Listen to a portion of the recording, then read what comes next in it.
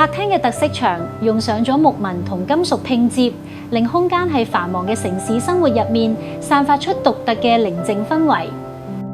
點樣打造一個現代輕奢風融入酒店元素嘅室內設計？如果你都想知我哋點做，就要留意今集嘅室內設計小貼士啦。香港區全新大型屋苑 Blue Coast 以其優越嘅地理位置同現代設計，吸引唔少中環白領入住。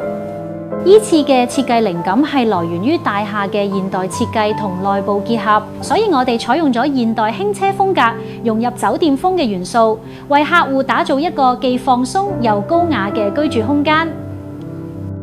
我哋喺設計入面運用咗大量嘅石材同埋金屬條元素，增添質感同埋層次感。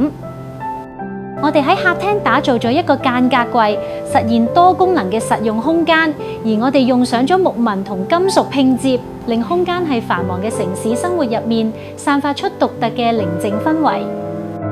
如果你都中意呢種奢華又實用嘅設計風格，不妨喺留言區話俾我哋聽。